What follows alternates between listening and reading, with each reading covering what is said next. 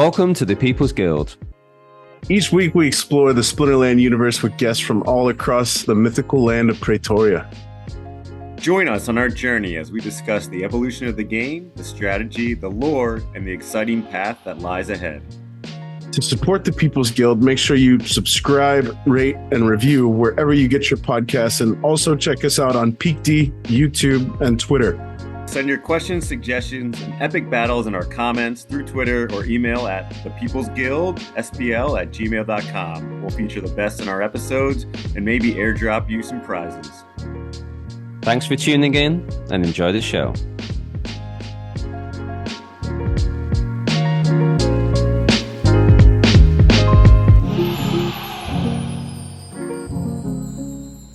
Welcome back to the People's Guild. Another week, another episode, another fantastic guest for you guys. Quick acknowledgement of Aqualis Marketplace. I saw Cryptoweed had recently published the kind of month end of January for biggest cashbacks. I did see a couple of regular listeners of the show. Shout out to Macy and Eric the Red, both listeners of the podcast and extended guildies. So it was cool to see that. I did see Hep. Your name was outside of the top handouts, but your name was still on the list nonetheless. It's on there, yeah. Yeah, good work, man. Not good enough, apparently. That's my rebellion deck's not strong enough. I'm not buying enough cards. Well, let's see. We've got the man to get you to buy in. Let's see if we can get the sales pitch straight from the horse's mouth here. Very excited to present to you guys this conversation. We've got CallMeTim, also known as Bob, on the show with you guys, with us today. So welcome to the show, Bob. Good to see you, man. Appreciate you taking the time. Yeah, no, thanks for having me on. Appreciate it.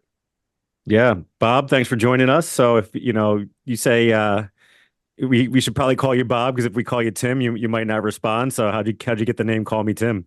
Yeah, it's boring. It was literally sometime in the ancient days where I was trying to come up with a handle for some website or something, some service or whatever, and everything I wanted was taken, and I was in frustration. I was like, fine, just call me Tim. And and then and then I never really used that, honestly. And the weird thing is that after I did that, I started not being able to call me Tim. So like, for whatever reason, call me Tim is used a lot in places that I haven't been smart and moved to email for that kind of thing. But yeah, and then I got into Discord a little late, and I just had a little Discord server for running some virtual D&D kind of stuff, and used the CallMeTim handle for that. And when Matt and I started talking about Splinterlands, a few years back, that's the handle that I had, so that's the handle I kept. And so don't really have a strong. I like the Monty Python reference if you don't know the reference, but other than that, it's just kind of a boring reason why I have that handle. Yeah, I think it's a pretty good reason. So is D&D kind of your gaming background, or do you have any other gamings from your childhood or earlier years that have kind of attracted you to Splinterland, like Magic the Gathering or any other trading card games? Yeah, I never really did actually that much D&D. I dabbled very, very little bit as a kid. When I would go visit my grandparents, I had a friend there that was into it. But I think it was just him and I think we just rolled characters and really never did anything other than that. And then I think when 5th edition came out, I bought the books just because maybe I might play D&D at some point. And then kind of, pandemic time, I got hooked up with some friends and just started dabbling in DMing. So I've run a couple campaigns, but nothing significant. And then as far as other gaming goes, I'm a board gamer, kind of old school board gamer as a kid, the Monopolies and stuff. But then, in the last, 10 years, probably, gotten into, designer board games, quote unquote designer board games. So, I got a collection of a few hundred board games. Nice. Did a lot of Magic the Gathering in the day. Sold a bunch of cards that I wish I hadn't early on. Got back in again. So I would say I'm an omni gamer, and in video games and stuff too. So nice. I love board games. I have a bunch. And I'm probably it doesn't sound like I have as many as you, but we have a set of very close friends that we play with, and I think probably between the two of us, we kind of people stock up on different ones. So like I know it's a hard question. People ask me this too, like what's your favorite one? And I'm like, it depends on what I'm in the mood for playing. So I'll ask you like, what have you been in the mood to play recently, or like what are some of your highlights of board games that you like? So recently, actually played a lot of, well, so I got a young kid. So, we play a variety of family weight games with her. Wife and I have been actually just played a couple games of Tapestry. I don't know if you're familiar with that. It's a Stonemaier game, some Castles of Burgundy before that. But I mean, my favorites are ones that you may or may not have heard of, like Concordia is one of my favorite Euros. And some of the other games that I like, they're not in my tops, but they're still really fun games that are a little more mainstream, or things like Ticket to Ride and Wingspan and that kind of stuff. Concordia, that's not the space one, is it? Is that Concordia? Concordia, no, Concordia is the stereotypical trading in the Mediterranean Okay. game. It's a very, very, very simple rule set and kind of complex strategies. Interesting. It's one of those games that's got the rule book is literally like two sides of an A11 piece of paper, but it's a really, really deep strategy game. Okay, that's cool. I like the games with like tons of rules. I'm kind of the person in the group who has to like read and memorize the rules beforehand so that I can explain it to everybody 5 times, because there's always the people who aren't listening, and then everybody gets mad at me when they do something wrong and I have to yell at them in the middle of the game. But yeah, I'm that guy too. I kind of go through cycles. So I was really, really deep into the heavy like Lacerdas. You can, I don't know, maybe wrong audience, but like the Venoses and the On Mars and really, really, really dense strategy games. nice. But I've kind of now got an appreciation for again, simple rules, deep, complex strategy, Nice. and that's kind of what I'm gravitating towards lately.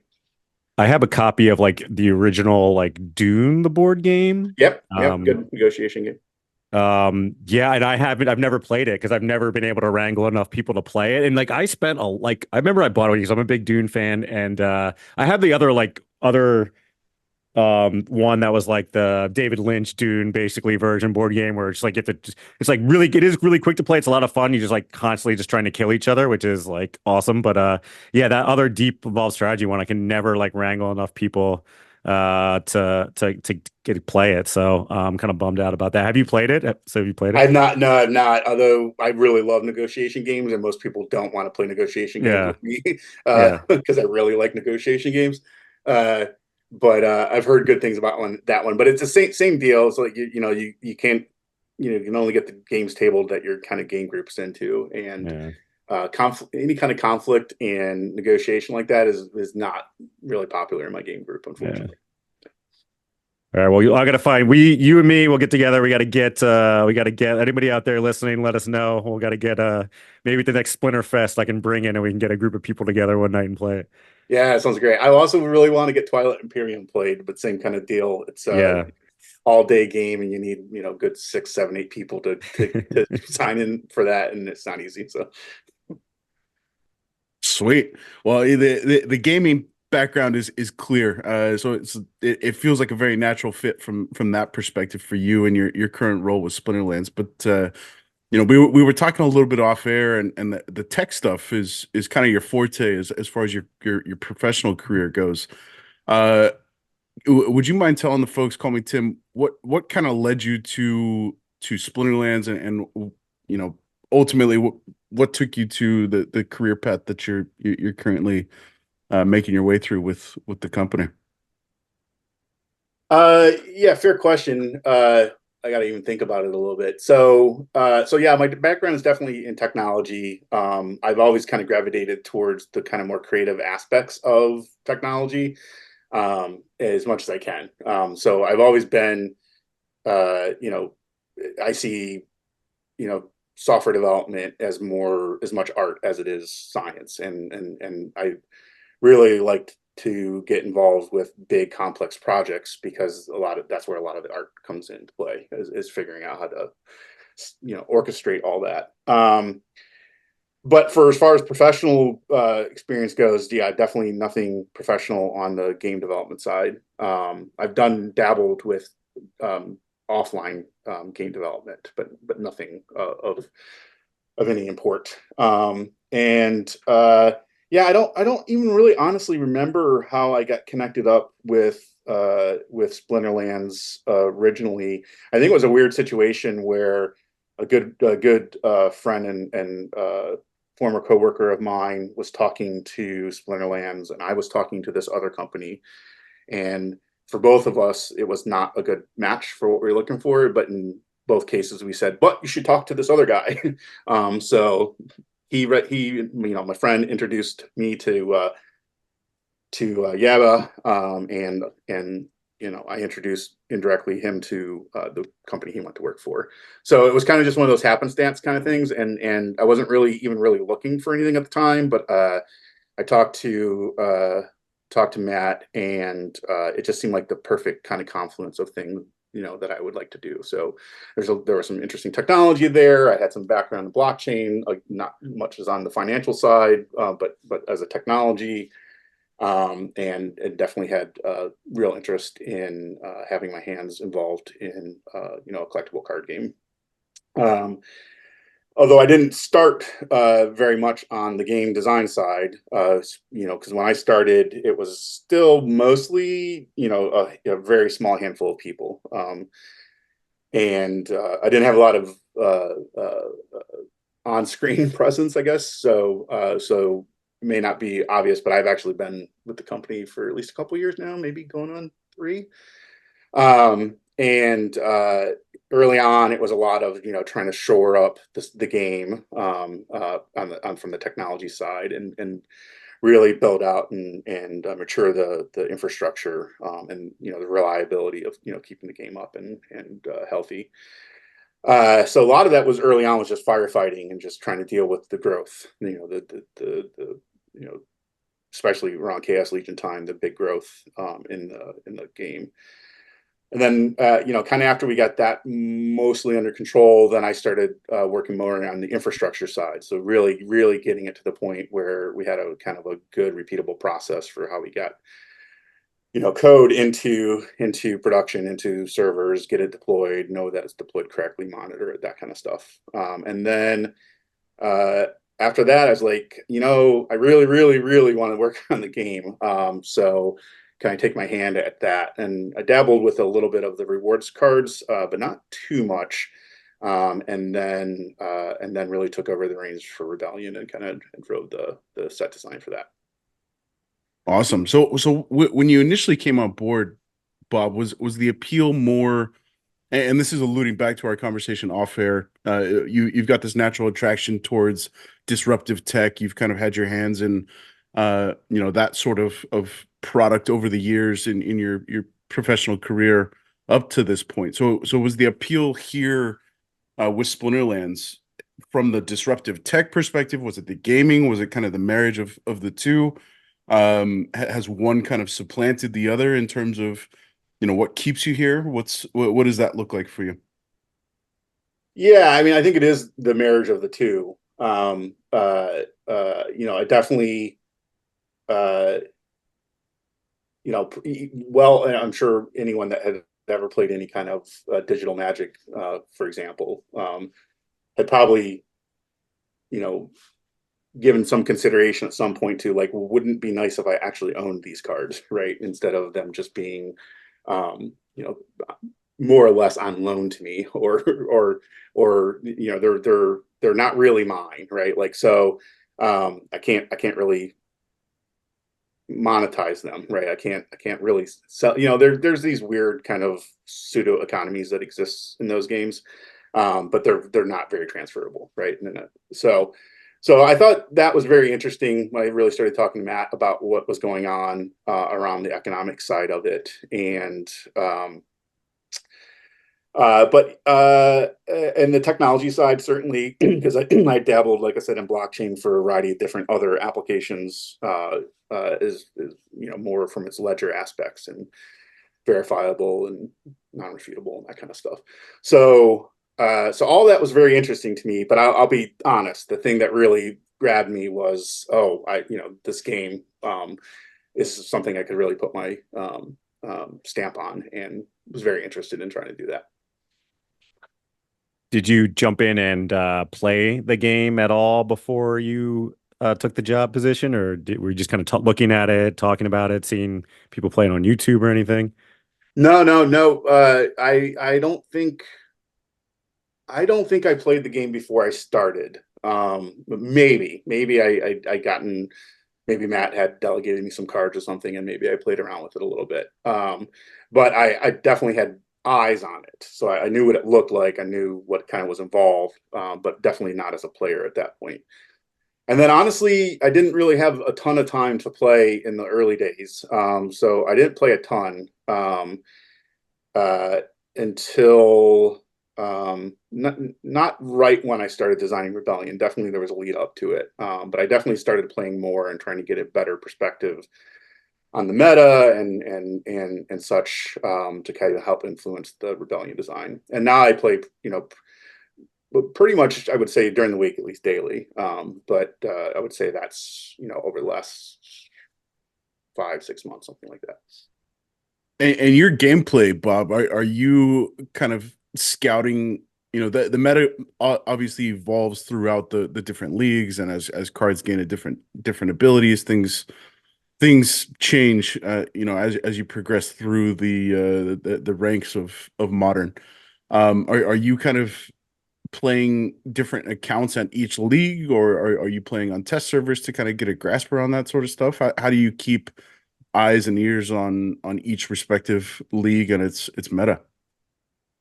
Yeah, so definitely test servers for higher leagues. And so obviously we have the advantage of being able to set up test servers and get all the stuff right and play at whatever level we want to play at. So we do a lot of internal play testing we try, so working on the next airdrop, for example, we play test it, try to play test it at kind of each league, to get a sense for how well it plays into the meta. Like you said, the metas are very different in the different leagues. So how does it actually play into those metas? And is it doing what we want to do in those metas? In production, in the real game, I used to, like, when I didn't play a lot, I used to play at gold, and I could get up into diamond, but probably didn't really have the collection strength to go much above that.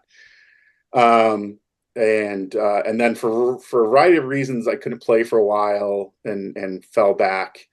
And now I've been just kind of battling my way back up again. So I mostly play in bronze. I'm starting to get back into silver. But I do that somewhat intentionally too, because I am trying to focus on kind of the approachability of the game as well. So I really am trying to focus on what is the new player coming into the ecosystem being exposed to. So even if I'm in a position where I'm playing at the higher leagues for myself, I will still play the lower leagues because I really want to keep that perspective. Yeah, so the man knows the struggle. He understands the struggle out there. Yeah. That's a whole topic I'm sure we can get into. But I'm definitely, amongst many others, there's been a lot of talk about reworking ranked, obviously, and I'm trying to do a lot to bring data to help make decisions around where the meta may or may not be broken, and what do we want to do about it if we want to do about it. And obviously, and I play modern for the same reason, mostly because of new player perspective. So modern low leagues is a struggle, but working on it. When you're doing the play testing on the server, like, who is it? Just playing against other people in the company, or who is it you're kind of going against, and how do you guys get that set up? Do you say, all right, we need 5-6 people to jump in and just cycle through some matches here, or how does that go?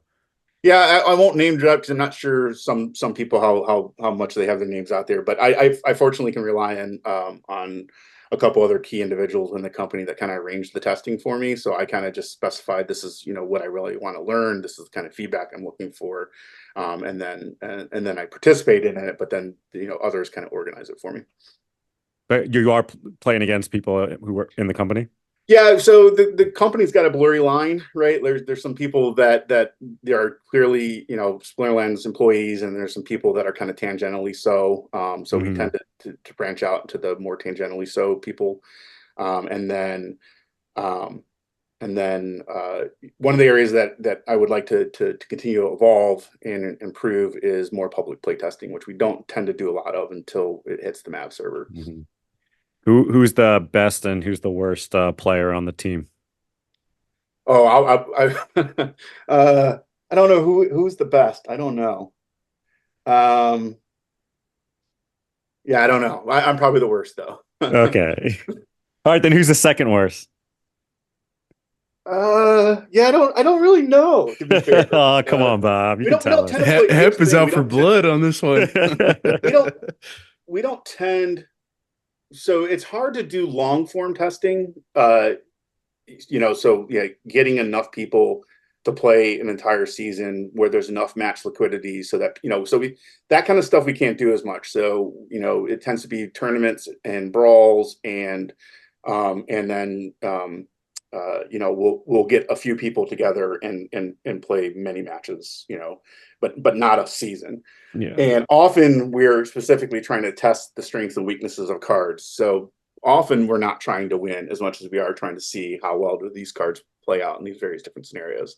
Are you able to control? That's not a dodge. That's really true. So it's really hard to say who's well. the best. It's a little bit of both, but we'll let you slide. Yeah. But I know. So are you guys able to control the rule sets that come up? If you want to see hey, we really need to see how this is going to work in a wands out rule set, how these cards are going to work. Let's just we can simulate a bunch of those in a row. Yeah, or vice versa. Where I don't want to.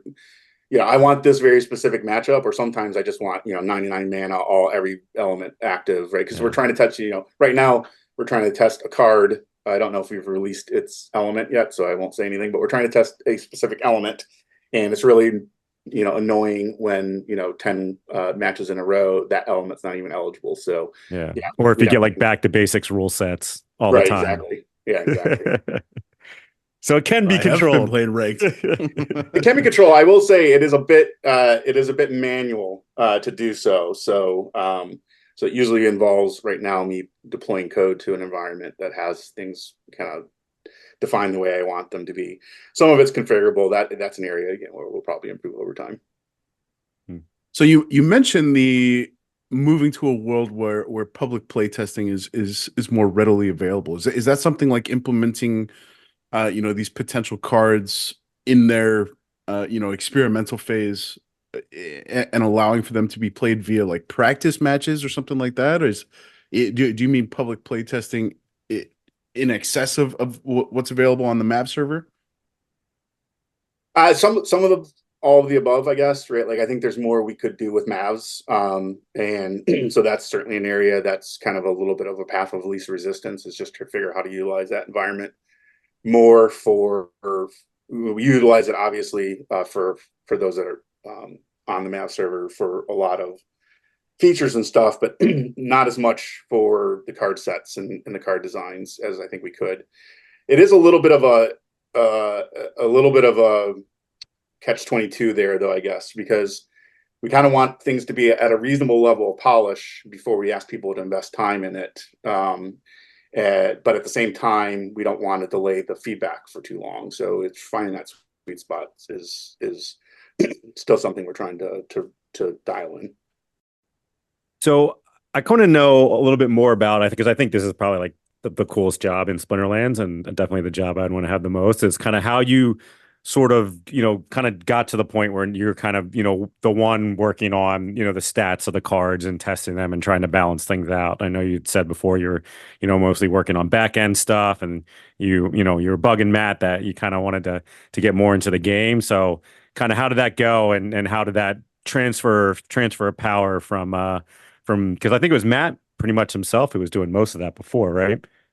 He was, although he relied on a few people as well, as did I. So I don't want to give the impression that this is a one-man show by any means either. So there were a lot of people that have their DNA in Rebellion. But I think that the general direction of the set, the core mechanics, the tactics and the ambush and things like that largely came Well, even still from a variety of sources, but I had my hands very kind of deeply in that. I definitely, did a lot of the like, here's 80 some cards. Now let's beat them up and make them better. And at that point, a lot of people got involved. And so there's a lot of both in testing or just critiquing and, just looking at them and saying, these abilities don't synergize well or what have you. So there's a lot of people involved in it. But as far as me kind of taking the reins of it, you might have to ask Matt that question next time he's on. I know you had him on recently, so I don't know when you have him on again. I think it's with Matt, for me, our relationship, it's a lot of trust, I think, and trust but verify. So I think he was fairly hands-on initially, and then when he was confident that it was moving in a good direction, he got less hands-on. Matt had mentioned a couple of times with respect to creating the cards and landing on, where is the balance of power, with particular cards, whether it's common or legendary or somewhere in between. And he had a pretty particular point scaling system. Is that something that was transferred over to you, or did you, kind of go back to the drawing board in terms of how you balance across the set? So it's a little bit of both again. So at the card level, it's still a pretty similar or more or less basically the same system. So it's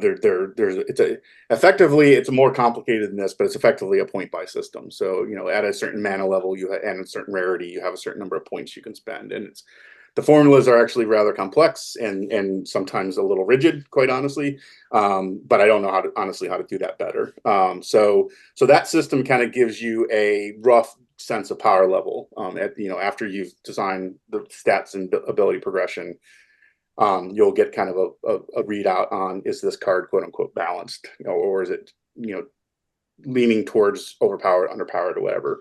But then that's just kind of an indicator, and then there's a more refining process to tease out the real power level, and so sometimes tweak cards up or down regardless of what that number is telling you, which is pretty much been, as far as I can tell, the way it always has been. Where I think I added a little bit more dimensions to it is kind of looking more at the set and the format overall. I think Rebellion's the tip of the iceberg, and it's a relatively small set for the number of cards in Modern right now. So, it's not even, maybe it's around a quarter of the cards if you include Gladiator in Modern.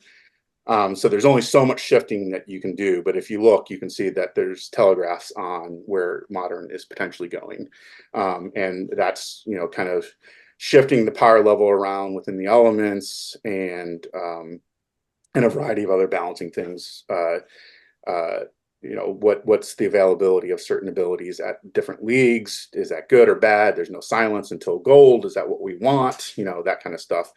Where I think I can't say with certainty whether Matt did or did not look at that. I'm sure he did, but I do it probably a little bit more in depth with a little bit more data to kind of back it up. Yeah, I was wondering, so you have, like you said, it's a bit of a smaller set, but still you have, was it 80 some cards? Like, how do you even sit down? Like, where does the process even start? Do you say, all right, we're going to need, X amount of melee, X amount of range, X amount of magic attack for this splinter, for that splinter, or in each splinter? Like, where do you, kind of walk me through the process to, even before we get to where we're doing the calculations to see if stuff's overpowered or underpowered? Like, how do you decide who's going to have what attacks, what abilities, no attacks? Kind of how do you even get the whole ball rolling there? Yeah, so there's kind of a lot of kind of course screen things that we look at early on. So definitely attack type availability at the different splinters. Again, like you said, I wouldn't say quota so much, but a quota, for lack of a better word, of number of melee cards, number of range cards, etc. Also look a lot at the distribution of even and odd cards and the distribution of little league eligible cards. what we did also for Rebellion is we actually sat back and we looked at where the strengths and weaknesses were perceived, at least in the different elements, and decide whether or not we wanted to carry that forward and whether we wanted to double down on it. So which elements should be good at speed, which one should not be good at speed, which one should be good at melee, which one should be good at ranged, that kind of stuff. And then also looked at kind of the abilities and said, which abilities gravitate more towards certain elements. And so as time goes on, you may see those abilities be more common in certain elements, not that they won't appear in others, but they may appear less frequently. So really trying to give, not that it doesn't exist already pre-Rebellion, but really trying to get each element have its identity.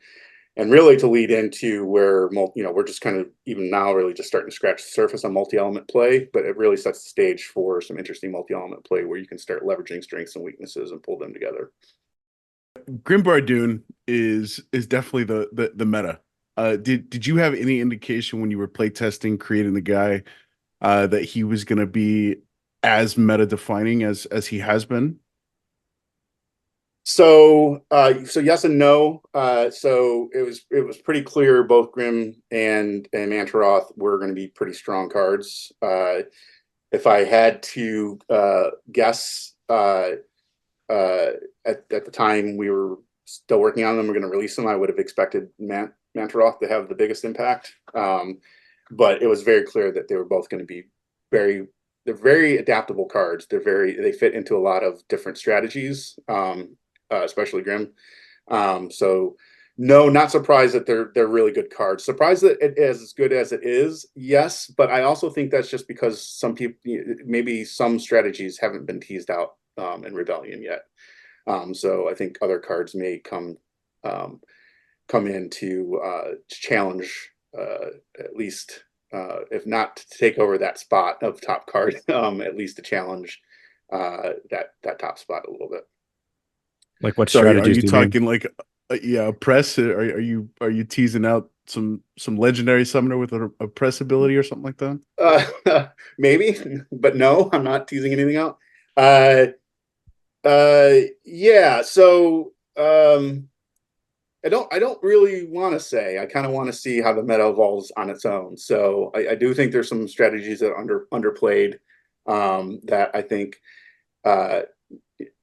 I think they will be discovered and given some time. I think the reality is that right now, like I said earlier, Rebellion's a very small percentage of modern, right? And there's kind of already well-defined strategies. And the whole goal for Rebellion was not to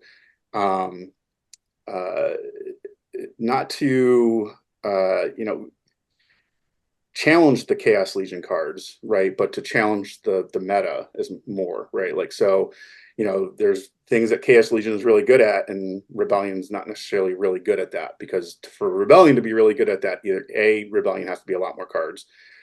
B, it has to obsolete Chaos Legion cards, and that none of those were the goals, right? The goals were to introduce some new and interesting metas. And I think as more and more people play Rebellion, as more and more Rebellion cards become available over this year, then I think that meta will continue to evolve, and the format will continue to evolve. That might have been another dodge, but No, fair enough. I'd love to get your kind of reflection retrospectively. Obviously, it's early days. We're 2 months in. Like you said, Rebellion it comprises maybe 25-30% of all the cards in Modern, so it's still relatively a drop in the bucket. But we do have those meta cards, certainly from Rebellion, contributing to spots on the leaderboard and being consistently competitive. But I'd love to get your reflection, CallMeTim, on. Do you feel like you nailed the goal? Do you feel like you missed the mark on a couple of cards? Do you feel like there's if you could go back and do it again, would you make some adjustments? I don't think it'd be possible to answer that question other than hindsight's always going to be 2020, and it's the more eyes you get on something, the more you learn about it, right? So a card that might have been considered weak could end up being very strong when you figure out how to properly leverage it. And likewise, cards that you might think are really strong end up being a little bit harder to use, and therefore they become weaker. Like I think Corrosive Ward is probably a good example where I was really trying to do something more defensive with Corrosive Ward, and there's still things we're going to do with Corrosive Ward that I think we'll see where that goes. But it's a little bit hard to position. It's a little bit hard to figure out where to place a unit and be somewhat speculative as to whether it's going to provide value or not. And I might have changed that up. There was, a time where I was considering it as more of an offensive ability instead of a defensive ability. Right now, I'm still happy with it. But that kind of stuff certainly goes through my head. Yeah. You're saying that the point of it of Rebellion was kind of just to kind of balance and change some metas around. But we heard from people, a lot of people's opinions. They thought that where the company was and needing to get revenue in, that there was a need to make Rebellion powerful because there was a need to drive more value to the cards, get more people to want to buy the cards. Were there those discussions about like, hey, we need to get some sales in here, like we need some more powerful cards? Or so you're shaking your head no, it was never really, you always kind of wanted to keep that balance? I can't say I'm involved in every conversation. So I can't really. Well, you would have been involved in that one, right? There was never anyone coming to me saying, "Hey, Yeah. this set needs to be, needs to be overpowered," right? Like there was never that conversation. No. If anything, the conversations were, we don't want to break the game, right? The whole point, don't break the game. If we print a bunch of ridiculously overpowered cards, right, that just breaks the game, and that's not the goal. So the goal was to bring some new interest and intrigue into the game, and to bring different strategies. Obviously tactics we're just getting started with. Tactics is going to continue to evolve the game dramatically. I wanted to play around with things like ambush, and there's other ambush kind of things that maybe in the future too, right? That I think will bring more interest and intrigue. Really, for me, the goal has really, if I really backtrack, I would say for me the goal has always been to figure out how to provide more player agency in a game that once you hit go, there's no player agency, right? Like, so how do you get player agency in that kind of game? And that's exactly where tactics and ambush and those kinds of things come from. Yeah, big fan of the majority of Rebellion. I feel like it continues the trend of, we saw this a lot with Chaos Legion, where every card has its place, and with the advent of the third rule set, I feel like that whole premise was taken to another level, and I think Rebellion, like I said, continues that trend very nicely. I do want to call out a particular card and ask for kind of timelines. Nomos, the fire summoner. I'm particularly curious around the dispel being the ability available for a tactic option. Was that a creation prior to the weapons training buff, where weapons training was no longer dispellable, or it was still dispellable? Do you happen to remember? Because I feel like I've played Nomos maybe once or twice. I did get a max copy just because the price had, comparative to the others, was so much lower, and it felt like a no-brainer. Knowing that there's a niche for everything, I felt like there is a spot for Nomos, but that niche thus far has purely been to debuff or to nerf the opponent's magic. Yeah, so I'm just curious if dispel was the choice to directly counter the weapons training, which would have made a lot of sense. Whereas now I feel like dispel is kind of back to where it was prior to all of the buffs that happened to dispel previously. So I will say, literally, even just today, had conversations around kind of dispel, immunity, and cleanse, and just in general, are they doing the things that we want to do? Are they clear? especially for a new player, I think there can be a lot of confusion around what things are cleansable, what things are dispellable, etc. So kind of broadly speaking, that's going to be an area of focus. And I can't really say what's going to come out of that. Other than that, I'm looking at it kind of closely and trying to figure out, again, is this doing what we want to do? And if it's not doing what we want to do, then what do we want to do about it? For Nomos specifically, I can't honestly recall which decision was made first. I think more broadly for the tactic summoners, what we was trying to do, and I think on some we did a better job than others, was really trying to dial in on this. Here's your primary strategy, but then you see what your opponent's doing and you get a fallback to something that you might not have been what you planned to do, but it's really relevant now that you've seen your opponent's team, right? And I think honestly, on some of the summoners, we did a better job of that than others, and it may very well be the case. I just can't recall whether Nomos was designed when weapons training was still dispellable. I honestly don't remember. Well, I know you just hit on a point that I'm sure Hep wants to dive into, but before we do, I am curious. Do you keep eyes on all of the data of tactics and which tactics are being selected and the time in which those tactics are being selected? Like, most of the time, if I play Avena, for example, I play Avena specifically for the heal with somebody like Inevitable or Grim Bardoon, and I know that as soon as I am constructing that team. Therefore, when I get to the tactics stage, it's like a 2-second decision. It's literally just a matter of me hovering my mouse over Grim Bardoon and hitting Rumble. Whereas, if I play Prophet Rosa, for example, I go into that battle with the expectation of making that tactician decision where potentially shield could be more powerful, but I want to leave on the table the option for the buff to range. So do you keep eyes on the data with respect to the timing of those tactics being assigned and which tactics are being selected? Yes and no. Unfortunately, that's an area that kind of got a little bit kind of hurt with some of the reductions towards the end of the year. So I am trying to work with teammates to try to be able to get that data to be very consumable, because there's actually a fairly big data behind that data, not big data in the traditional sense, but still large data that needs to be crunched. And you don't want to just ask the question of which summoner tactic is being used. You want to ask which summoner tactic is being used in each league, in each format. For maybe a better example is looking at gladiator cards, for example, and how often are gladiator cards being used, which gladiator cards are being used, but did the player even have the option of having a gladiator, do they even own gladiator cards?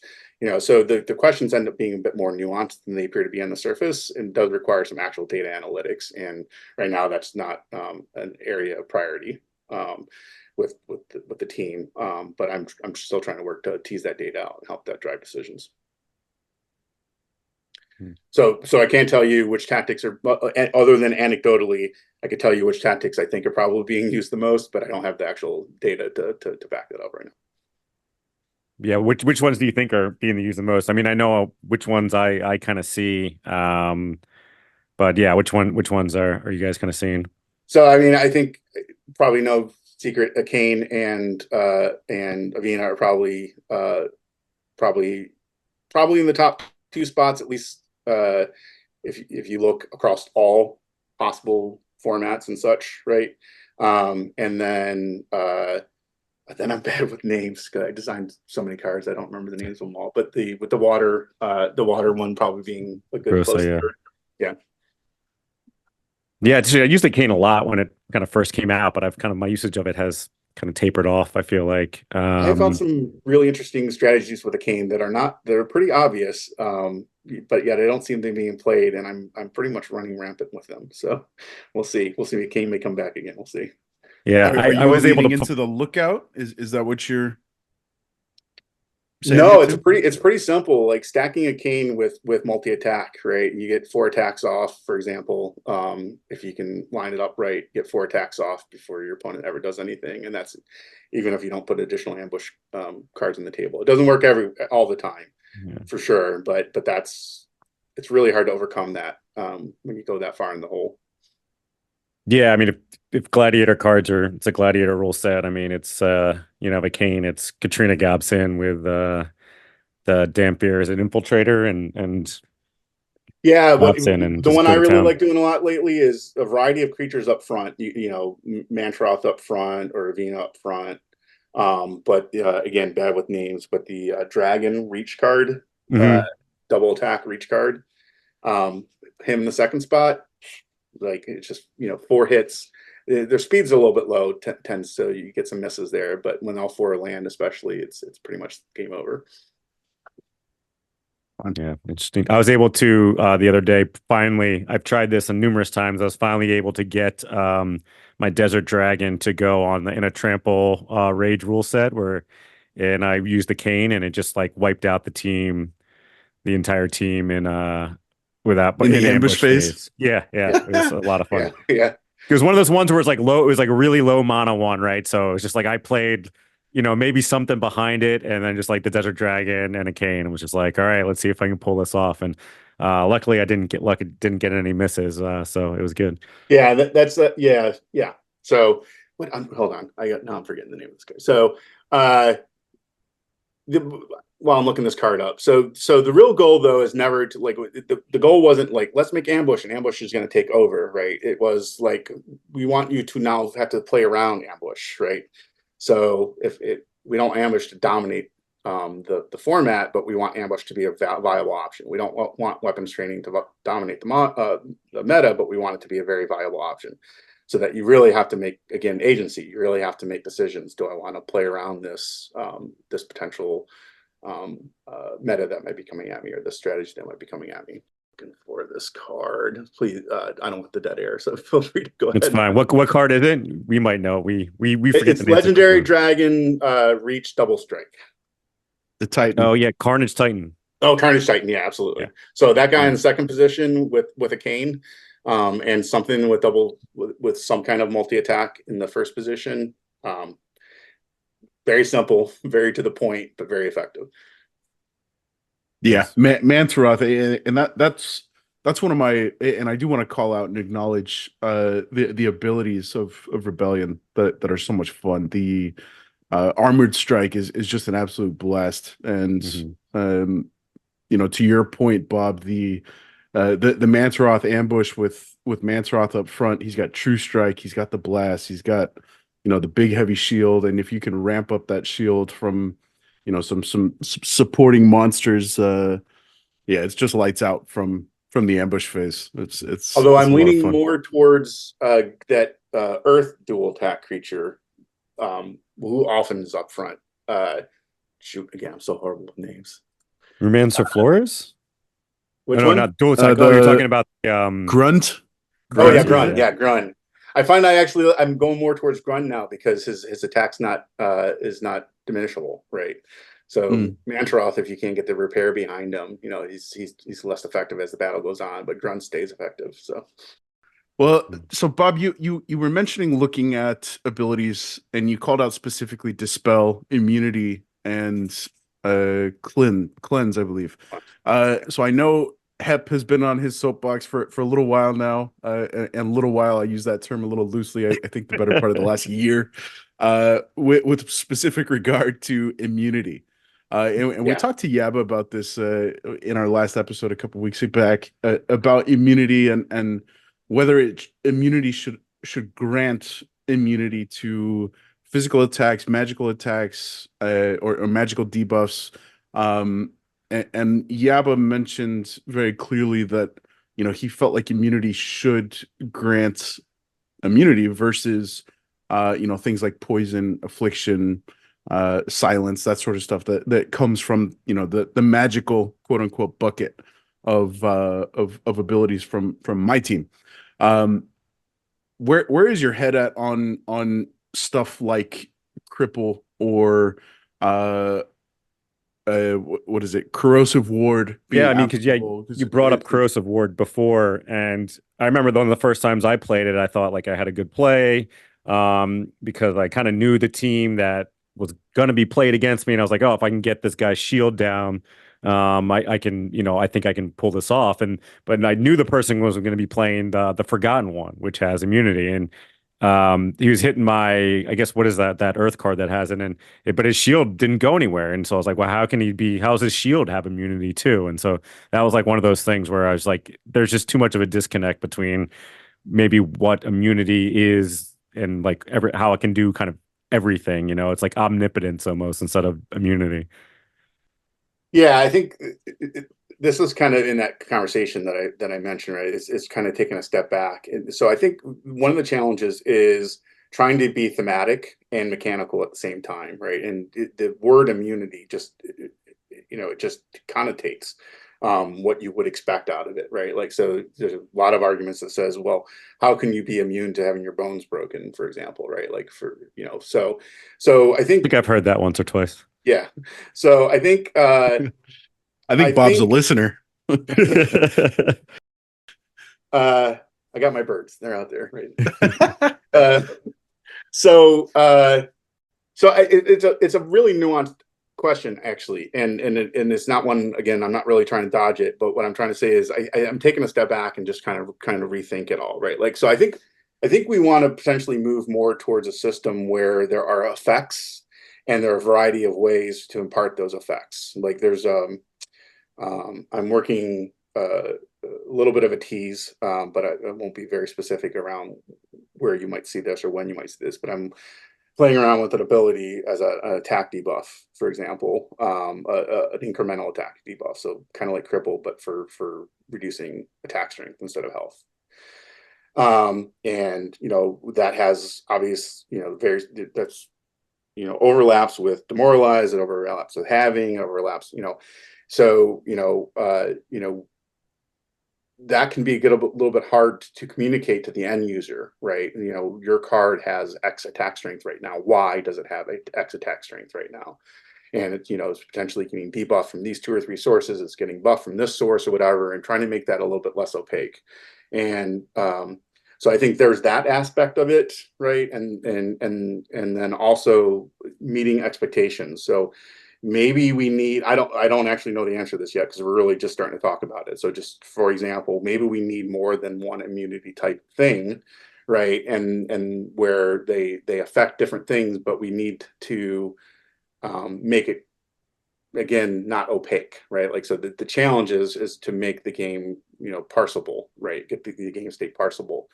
And so right now, I think with immunity, cleanse, and dispel, I think we're just trying to do too much with them. And so I think there's a little bit of now, again, I don't mean there should be no reading into that any of those abilities are going to change anytime soon. I don't know the answer to those questions yet, but I can say is that I'm looking at it, and others are looking at it, and we're trying to figure that out. Yeah, I mean, we've seen abilities change, sort of just change, right? We saw that with cripple a little bit, where they tried to make it a little bit stronger, and they make it so you couldn't dispel it. But we've also heard from Matt and other people in the team that one of the big things, they don't want to nerf cards. They don't want to release cards, have people spend money on cards, and all of a sudden this card is no longer worth as much money because it's not as powerful because we nerf the card itself or the ability. And because and then Matt is like, and a lot of people have criticized other games where people spend them, and I've heard this from other people who play other, Web3 games, where they're like, we spend a bunch of money on a card, and then all of a sudden, a month later, they're like, wow, this card's just way too powerful, but everybody bought it, but now it's like, not worth anything because they nerfed it.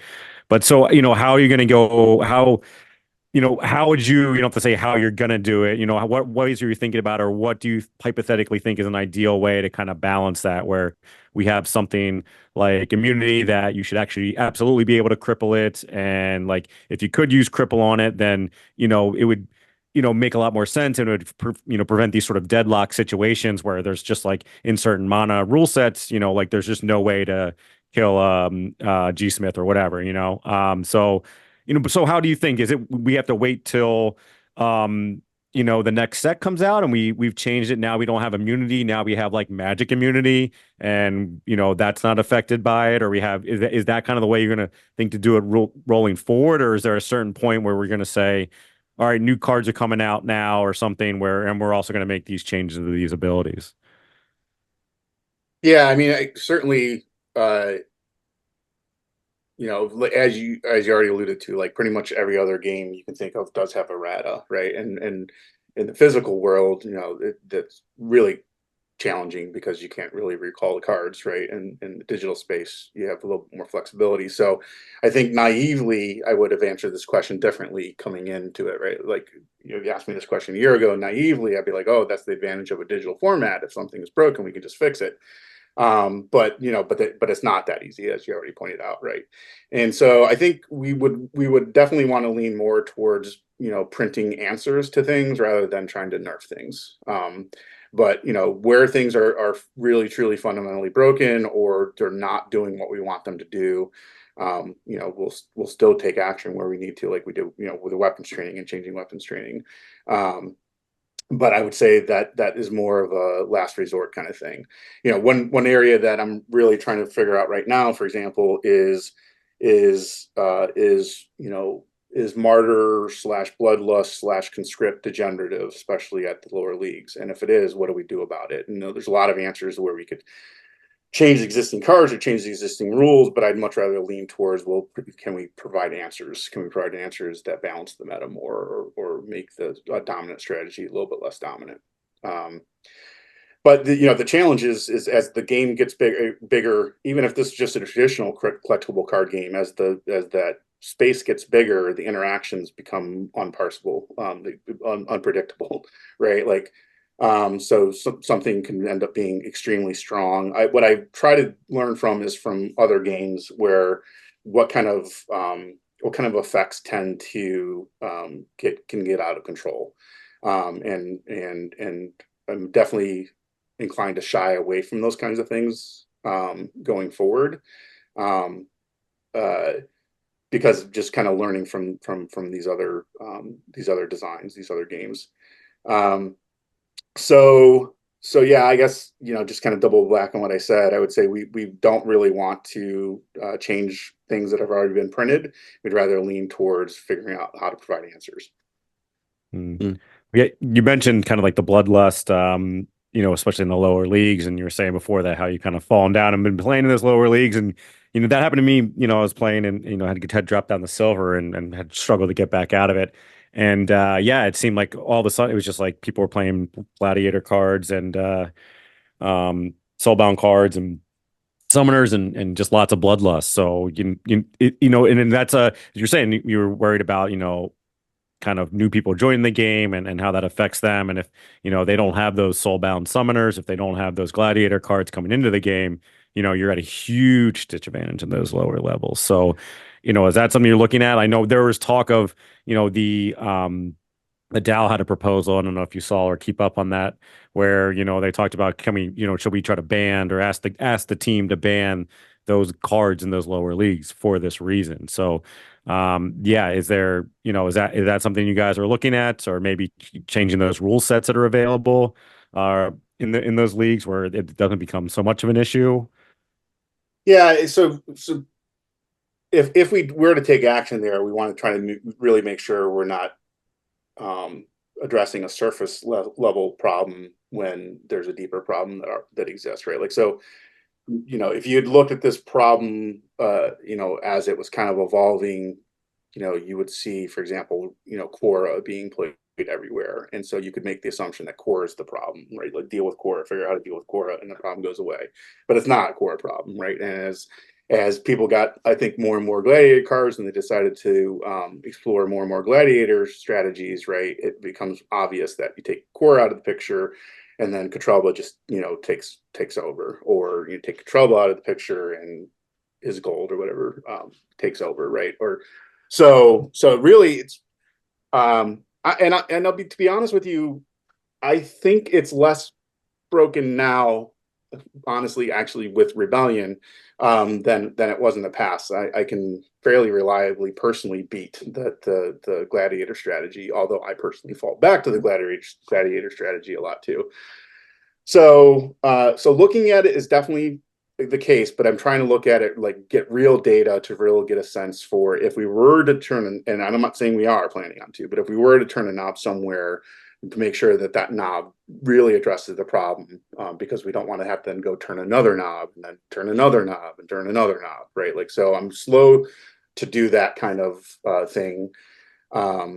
But meantime, every time I'm sitting down to think about new abilities, new strategies, new mechanics, etc., I'm always looking for how can I disrupt some of these existing strategies. Well, Not to make them invaluable, but to make them just one amongst many good strategies. Sure. I certainly appreciate the calculated approach. You're not impulsive in your decision, and the game and the experience benefits tremendously from that slow moving approach. Bob, so I'm curious. We've seen obviously the advent of, I guess it was five new abilities with Rebellion, four new abilities. And with Rebellion, five. And with those new abilities, we saw some other abilities get tabled almost entirely, if not completely. I'm assuming that was a deliberate choice, and I think if so, you're nodding your head yes. Should we expect, force field is one that comes to mind with the likes of Archimus and the slip spawn and the death magic, the myriad from Chaos Legion era. I feel like it benefits those cards tremendously in being very meta cards, and particularly due to the fact that they bring force field to the table. So being a deliberate choice, is there an idea of kind of marrying abilities to particular eras of cards and then slowly reintroducing, or are we looking to kind of constantly introduce new abilities and sideline others? How do you approach that sort of aspect of introducing new cards to the game? Yeah, a lot of questions there. So definitely deliberate, and also definitely an evolving strategy, right? Like, so, but what the guiding philosophies going into it are, I do want to see the number of abilities that are active and modern at any given time to stay at a reasonable constant. I don't know exactly what that number is yet, right? But I don't want to see that list just continuing to grow unbounded. So that does mean for new abilities to come in, some old abilities have to go out. But I also doesn't mean those old abilities go out forever, right? Like, so one of the strategies will be these abilities may go away for a little while, but then they may come back again, and they may come back in exactly the way they were before, and they may come back in slightly different. So I do think, so again, I try to take a lot of design cues from other games, like for for example, Magic the Gathering, they'll modulate things so that the environment feels like it's constantly evolving, but in a lot of cases, and it is, but in a lot of cases, it's cyclically evolving, right? So they'll play with the power level of direct damage and the cost available of direct damage. They'll play with the availability of counter spells and counter magic and things like that, and they'll modulate the power level of how much does a 2/2 bear cost, and that will go up and down in price, right? Like, so I'm trying to take a lot of those design cues and figure out how to apply them to a very different game right? But trying to figure out how to take that design language and those design cues and apply them towards Splinterlands. So there were definitely a bunch of abilities that didn't see much, if any, representation on Rebellion cards. We're not done with Rebellion yet. That doesn't mean you won't see them, right? But there is a deliberate effort there to do those things that I just mentioned. Is there an idea that, certain abilities will only be available on Soulbound Rewards cards? as opposed to putting them in, a major and the minor set? Not, I don't really know the answer to that yet, honestly. So I'm just, I'm starting to kind of wrestle some of those questions for the next set of rewards cards, and again, I want, the balance there is you want these cards to be very very exciting and interesting, right? But I also want to try to be cognizant of play exclusives as well. So I would say nothing is definitive by any means, but I would probably lean away from abilities that are only uniquely available on rewards cards, but I can't say with certainty that will be the case. Because we saw, like Martyrdom came out in the last rewards card set, and I don't believe any of the Rebellion cards have it currently, right? And that didn't have anything to do. That had far less to do, at least, with keeping Martyr exclusive as much as it was. There was enough Martyr in the format already. Well, one question I do wonder too is how come Death didn't get a Martyr card in the rewards card set? I don't know. I didn't design the last reward card set, so you would have to. I thought you said you. I dabbled in that card, but I was okay. very actively involved in other things at the time. Well, it just seems like of all the splinters that would be beneficial, thematically for a Martyr card, you think it would be Death, and it was for some reason the only one left out. Yeah, and I will say there was a Martyr card in Death in the initial Rebellion design, but it didn't make the cut. So thinking about oh, go ahead. I was gonna say, but again, the paint's not dry in Rebellion yet, right. So I was just gonna say, yeah, we've got the next reward card set. I guess it's still slated for sometime June. Obviously that's going to introduce a slew of new cards into the game and shake up the meta. At that point, we'll have, I guess, roughly half of the airdrops from Rebellion into the meta. So with respect to all these future cards, we talked to Nate, we talked to Joey, we talked to Matt, with respect to the construction of the full set, and what I mean by that is, with Chaos Legion, for example, some of the summoners weren't finalized until hours before the airdrop occurred, and I know that that's a system that the team is actively trying to steer clear of on a moving forward basis. So obviously we're still, I guess, 2 or 3 airdrops away from the first legendary summoner. We're still 4 or 5 months away from the next batch of soulbound reward cards to enter the game. All of that said, do you guys have a pretty good pulse on what are those going to look like on as when they come out? Yeah, I mean, we are fairly resource constrained, so we would like to get further ahead, and we'll get further ahead as time goes on and grows, and the company grows.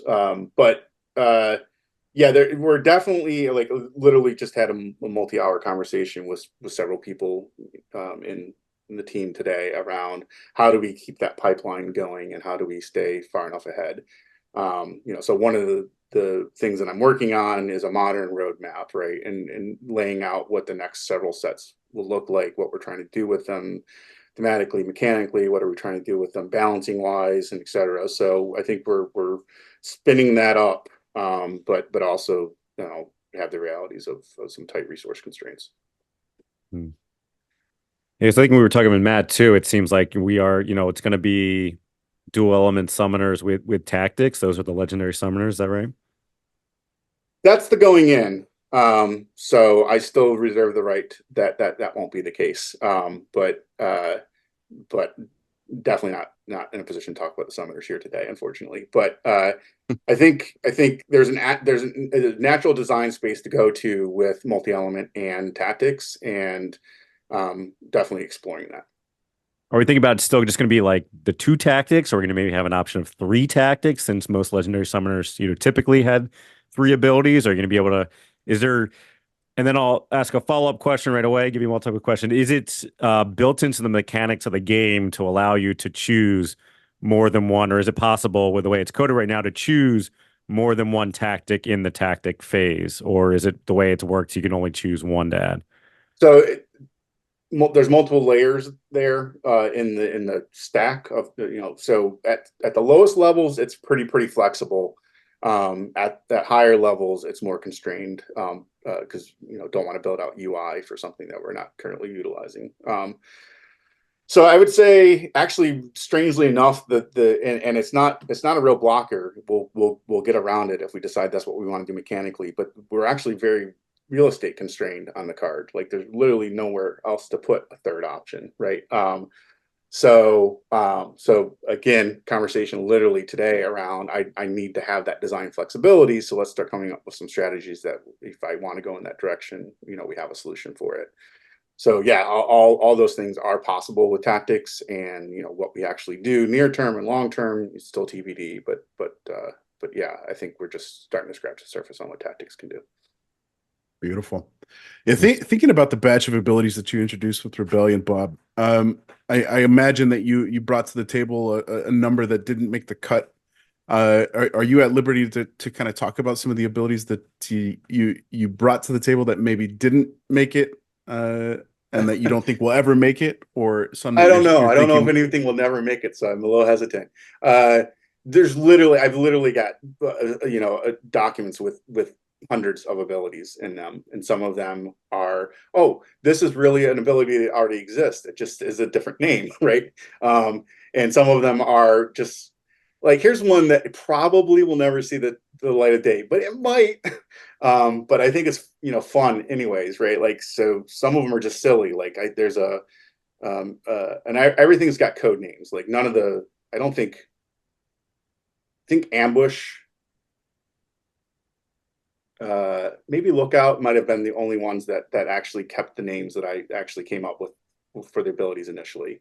I think Armored Strike was originally Shield Bash, and Corrosive Ward was originally Acid something or other, I think, but I don't remember, right? So the playtest names are silly as well, right? And there was one called Bully, and not a good name for an ability, but Bully, and it was inspired by Lord of the Rings, I think, in that the tank would pick up the unit in the second position and throw it at the enemy tank, and then the enemy tank would take damage equal to that unit's like health or whatever, and that unit's health would be damaged as well. That's awesome. Toss a martyr for that one. A literal martyr. Yeah. Martyr, yeah. Oh yeah. Yeah. So I mean, but so I guess what I'm trying to say there is there's like a document with literally, and everyone's got ideas too, and they're constantly coming in, right? So there's literally probably at the very least many dozens to maybe even small numbers of hundreds of abilities that we could pull from. Some of them are better than others, and so a lot of the process is coming through that and trying to figure out which ones have the most promise, which ones kind of work together in interesting ways. In many ways, Armored Strike, Corrosive Ward is intended to be an answer for Armored Strike, and so that was an intention there. Did it play out exactly the way we want to? I don't know. Again, Rebellion's still pretty early on. We'll see. But looking for those kinds of synergies as well. So yeah, there are many that didn't make the cut, and also many variations of the ones that did make the cut, but they didn't look like they look now. Like Lookout was very different at the beginning, and evolved into its current form. So yeah, I don't want to tee anything up too much there, because you may see some of these things soon. I don't know. Well, I love how you guys Lookout and Ambush, they are the counter to one another. Armored Strike and Corrosive Ward, again, they counter one another. So I love that you guys introduced these new abilities as well as the solution to to limit the damage by said ability, or at least attempt to. I would love to see the Bully. I think we could probably come up with a better name, but I love the concept. That's so fun, and it's such a cool. I feel like everything that Rebellion brought, the tactics is so fresh and it adjusts the mechanics of the game, provides the player agency like you set out to bring into to Splinterlands battles, and having these fresh mechanics come in is such a great way to shake up just the energy that is brought to the game. So with all of that in mind, Bob, do you have a hand in designing future rule sets as well? So maybe that's another way to bring your tabled document of hundreds of abilities into the game and kind of maybe play test them, so to speak. Yeah. So there's actually a bunch of rule sets that were co-developed with Rebellion that for a variety of reasons I wanted to kind of introduce over time. So you should see them. The first one just got released, I think. Maneuvers just got released. And you should see a fairly steady stream of them coming. And then yeah, there's another document that also has like just a long list of potential rule sets as well. So and I think rule sets is a very interesting way of evolving the game. So in some cases, going back to the earlier conversation around when you feel like something needs to be done in the format, how do you do that? Do you do errata? Do you print answers? In some cases, it's just create a rule set, right? And rule sets can shift up metas as well, or collections of rule sets can shift up metas as well. So I think you'll see more rule sets coming fairly steadily this year. Are you guys going to get rid of back to basics? Right to the chase. I love it. I saw a portion of your guys's what did you call it? Tournament. Your last episode, right? Where the Battle Royale. That's where all the Battle Royale. That's where all the real tactics come from, right? So why would you want to get rid of theoretically? I mean, okay, so I think I need to back up on my hard-nosed stance of getting rid of back to basics entirely. I do find it fun from time to time. I do more often than not get smoked in back to basics, but I will say that I feel like we come across it when it rains, it pours. If I get one, I can certainly expect 3 out of the next 5 battles to be a back to basics. So how much of a say do we have in adjusting the dial of frequency of said rule sets? And is there something to be said where if I get a back to basics now, I shouldn't see back to basics again in at least the subsequent match? A month. Yeah, I haven't looked too closely at that code. I know, for example, during the development of Rebellion, with the rule sets that I mentioned that were co-developed along with Rebellion, in testing environments, I boosted those rule sets so that they were coming up all the time. So there definitely are you definitely can configure and modulate like how often rule sets come up and what rule sets should not come up in conjunction with other rule sets, and all that does exist.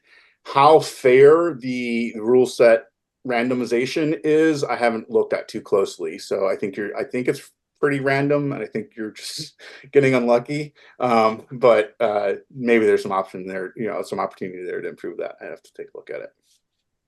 Bob, you put all this work into developing, these abilities, balancing these cards. Yeah. And then how could you be pro back to basics? It takes all your hard work, your blood, sweat, and tears, all for nothing. For at least a match. It makes that summer decision really important, doesn't it? Yeah, it does. Yeah. Yeah, you definitely see the I would say the biggest play for me with back to basics. I love the dual summoners in back to basics. It's yeah. Yeah, and I think dual summoners is also an area, going back to a comment I made earlier. I think dual summoners is really we're just starting to scratch the surface on multi-element play, and I think people are just now starting to discover potential synergies where you forego an ability on a summoner, but the fact that you can bring death and water together can bring some really interesting combinations, and we're just getting started with that. So yeah, that'll just make back to basics even more interesting. But hopefully less frequent. I want to call something out here with you, Bob. The decision, and you're obviously very thoughtful in your approach to assigning abilities, and you called out specifically earlier that you're play testing at throughout the throngs of leagues and therefore card caps and that sort of stuff. Why did you make the decision, or what did that thought process look like when it comes to, the majority of cards, and I have a significant stake in Rebellion, but most of my cards are not maxed, and deliberately, because the only hit that I'm missing out on is the card level cap hit playing at champ. So I take a little bit of an SPS rewards hit for playing underleveled cards. Uh, but the majority of cards don't see a real buff at that top level. What can you talk us through what was the thought process on landing on that decision, and do you feel like is that something that you want to continue? Do you want to get back to a place where level 10 on a common is a no-brainer? It gets a key ability at that level? Yeah, I mean, so learning for sure, right? And the balancing is far more complex than it probably looks on the surface. And so trying to dial in power levels of cards to hit a curve is challenging. But commons are in fact the hardest, because they have so many levels to try to make every level relevant. And so I think I probably everything done in Rebellion was deliberate, right? But does that mean it was right? I don't know. And so definitely going to look at that in upcoming card designs. You're not the first person to mention, that for any given card, there may or may not be a big incentive to level that card up, and that's certainly not the goal. So that's something I'll definitely be more cognizant of. I think Django, have we aired all the grievances? What other grievances are there? Oh boy. Yeah, I don't know, man. I feel like I just want to reiterate, Bob. It feels like you do bring a very thoughtful approach, and obviously you've got an extensive background in gaming. Off air you called out your massive collection of board games, so you're drawing inspiration from a whole slew of kind of gaming types and gaming platforms and that sort of stuff. You're involved in the game. So you're obviously aware of where the meta is, where is the meta moving, and you've got a little bit of an insider view. And I gotta say, man, we've been fortunate and blessed with the position of that the People's Guild have found ourselves in with respect to getting a chance to interview and talk to everybody on the team. I've never been envious of any of the jobs that these guys are doing, with you being the very clear exception. I feel like you've got such a fun job having the insider tracked and like really getting to dictate what does the future of Splinterlands look like.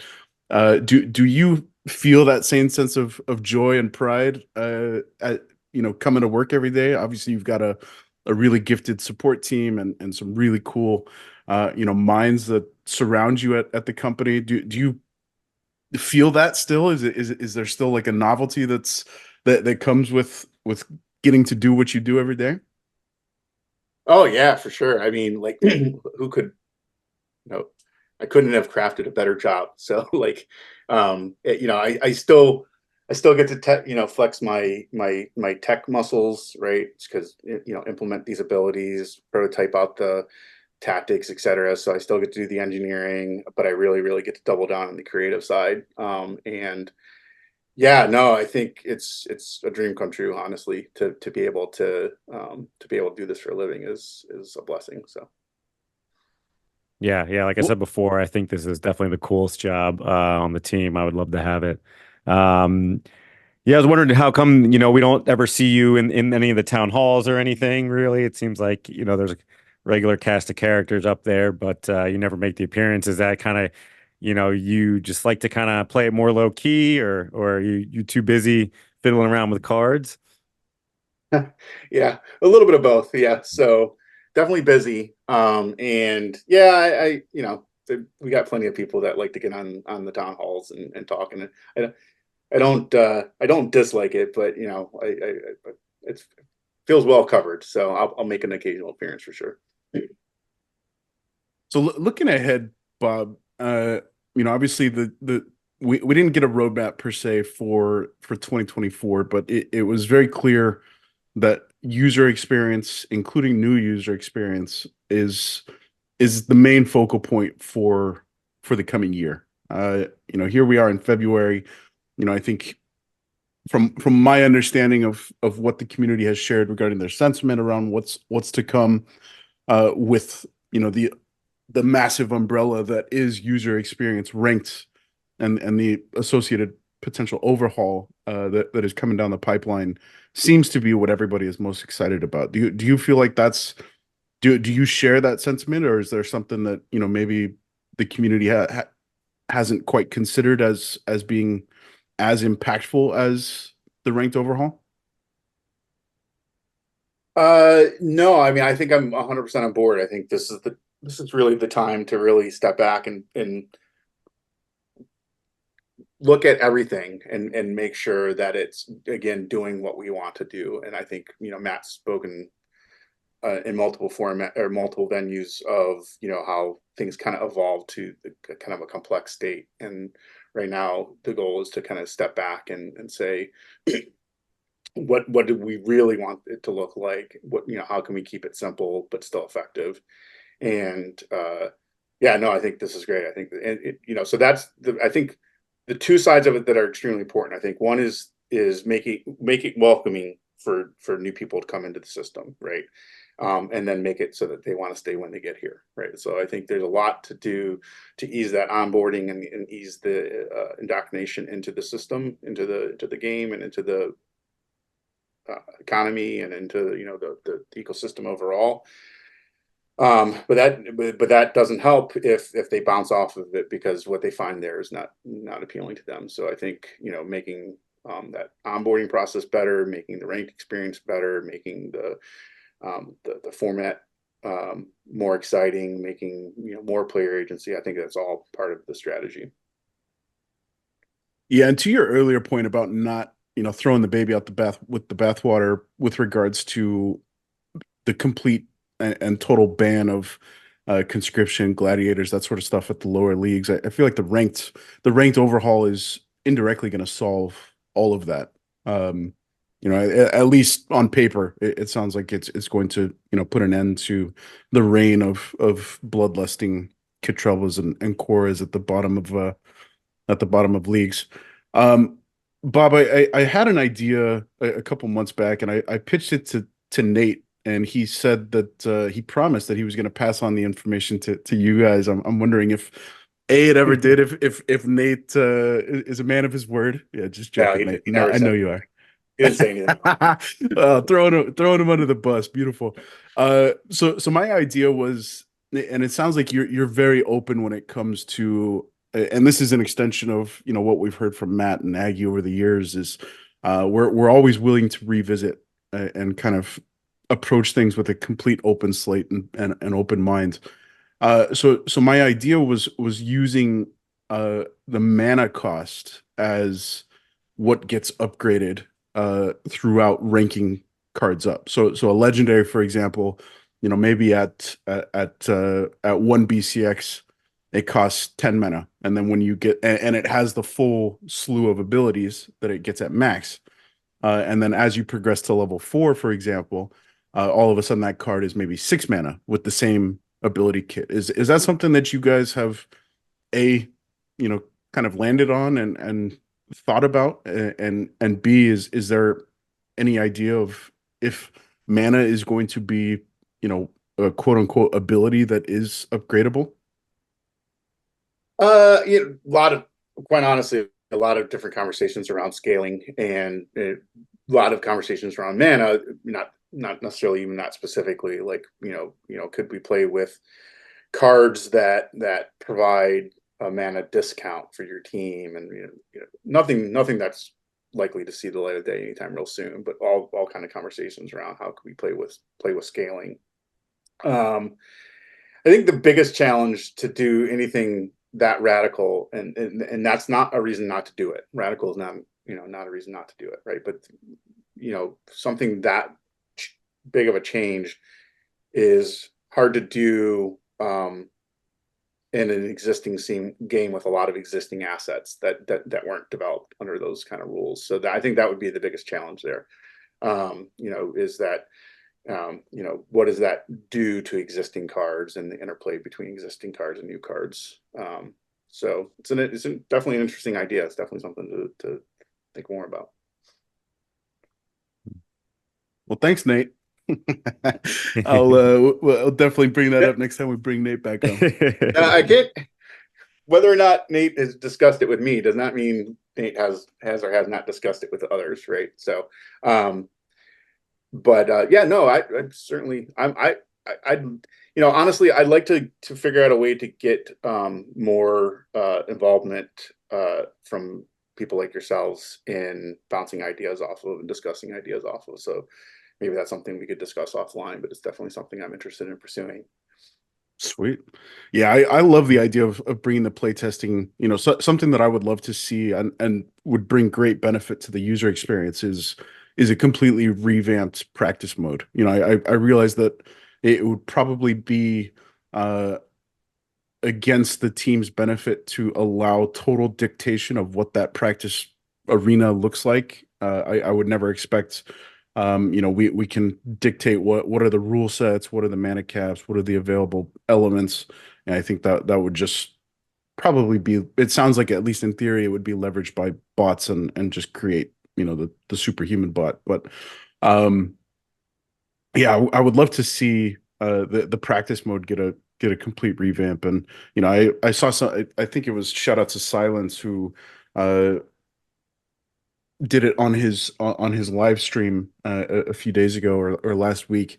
Ran a practice match, and the bot that he ran up against was level 1, and it was all level 1 cards, and he was playing with a diamond champ level deck. So obviously it's not a real solid place to hone any skills or practice any strategies. The opponent essentially just rolls over and goes belly up. So that's certainly an opportunity where I feel like the team has a chance to, introduce what you were talking about earlier with, maybe we get Rage in there to just amplify the data collection on, how does he fit into the meta and what strategies are folks using him for and that sort of stuff. Because we've heard folks talk about, obviously Rage is, I think, 16 mana cost, and then you toss a Chaos Agent and I'm going to blank on the name, but the weird name 1 mana dragon, no abilities guy, Krayar. Sorry, I was like, yeah, was that what it is? Yeah. Everybody knows what we're talking about. Yeah. So for example, tossing those cards and theoretically tossing those cards on the table. So for 18 mana, you're getting 9 magic damage, which is good bang for your buck. Yeah. But until that card comes out into ranked play, we have no idea. It's just a theory. Yeah, so I'd love to see that sort of stuff come to fruition, and it sounds like you're pushing the envelope in all the right places to kind of maybe indirectly influence and impact for positively for the user experience moving forward. Yeah, I think there's a lot of things we could potentially do there. One thing I wanted to do with Rebellion, but it just wasn't going to work in the kind of Rebellion time frame, and maybe we'll do this in the future, maybe not. But I wanted to do like a free to play, so Rebellion is now available in production, Ghost cards free to play. Everyone go play for a season or whatever. But the challenges are like, how do you do that without actually rotating modern? How do you so. They're all solvable problems, but they were all challenges that we didn't have time to solve in the Rebellion kind of time frame. But I would love to be able to let the cards get a little bit more mileage on them before the paint's dry on them. One thing we saw, in the past, we had Bloodlust was solely in brawls, right, for guild brawls, and then it kind of some cards came out that had it, and then we saw the reward cards with the summoners, where you're now going to be able to use gladiator cards, and gladiator card rule sets came out into the main game. And, a very smart way to try to drive more interaction with guilds so people could want to get those cards, right? But is there any thought of putting, certain abilities or certain rule sets or kind of going back to making giving some uniqueness to the brawls, apart from the fact that gladiator cards can always be used. Has that been discussed, or have you thought about that at all? I have not actually spent a lot of time thinking about brawls and the evolution of brawls. Brawls mostly has been Cryptomancer, and I don't actually know who designed the Gladiator card. I'm assuming that was Matt, but that kind of I'm not actually sure. So that, not to say that there's no focus on brawls and going forward, and there has been some high level conversations I've been involved in around what are we going to do? Is there going to be another set of brawl gladiator cards? And but to go to the level of, will they still have bloodlust? Will they have something else? Will there be something else unique? We haven't got to that level of conversation around them yet. Again, finite resources, and I think right now, get these airdrop cards out. Probably do some reward cards, and then it'd be great if we can work a parallel on another set of gladiator cards as well. But I don't know where that's going to fall in the priority stack. Well, Bob, it's been an absolute pleasure. I was hoping that we'd be able to squeak out a little bit more alpha from you. So kudos to you. Hats off to you for remaining as tight-lipped as you have throughout this episode. But I'll give you one last opportunity. Is there anything that you want to spill the beans on with regards to perhaps the next airdrop card that I suspect we'll be getting? It seems like we moved to a new system where the airdrop card is announced at the start of the conflict. So reality is you'd only be spilling the beans maybe 10 days early. So we have one last chance to kind of open the box and drop some nuggets of alpha. Anything you want to share on that? I'm sorry, you were breaking up. I didn't quite get all that. No, I don't. I would say I think you can look forward to some new things we haven't done before in the next airdrop card. You'll have to speculate as to what that might be. Mm-hmm. Well, like leaving it wide open for interpretation there, Bob. I like it. Yeah. Wonderful, man. Well, Awesome. yeah, like I said, absolute pleasure getting you on, man. I'd love to, open invitation anytime you want to come back on and talk shop. You're, more than welcome. And we've got, if you'd love to, or if you'd be keen to hop onto the Battle Royale, I think the current plan is to get these things going a couple times a month. Feel free to, I can shoot you a standing invite. Feel free to accept or decline and hop on and talk shop with, we had a pretty good slew of some very competitive guys on the show last time. So if you'd love to, I'm sure that you would be grilled with some hard hitting questions. Yep. But yeah, man, that's a great group of guys to bounce, ideas off of and to kind of see where the meta's at. I mean, those guys are some of the top-notch champion players, people who have been in the game for forever. And yeah, for listeners, if people who just listened to the audio on the podcast and maybe didn't see something last week, go check it out on YouTube. I think it's up there because I know we did a live stream. Do we have the video up? It's on YouTube. Yeah. Yeah. So go check that out. It was a lot of fun. It was definitely a good time. Yeah. No, definitely. Let's talk. I'd definitely be interested in that. I'd also be interested in maybe doing it with the cameras off, because we could talk about some more interesting things maybe. So yeah, let's talk. Well, we can't end this episode fast enough. I'm curious to hear what straight from the horse's mouth. All right, guys. Well, it's Chinese New Year here, so for everybody out there who's celebrating, happy Chinese New Year. Xian Kuai Lo. Yeah, Xian Kuai Lo. All right. Well, appreciate you guys stopping by. Hopefully you enjoyed the show. A lot of fun. Again, appreciate you swinging by, Bob. Welcome anytime. Thanks, everybody out there listening, you have been listening to The People's Guild.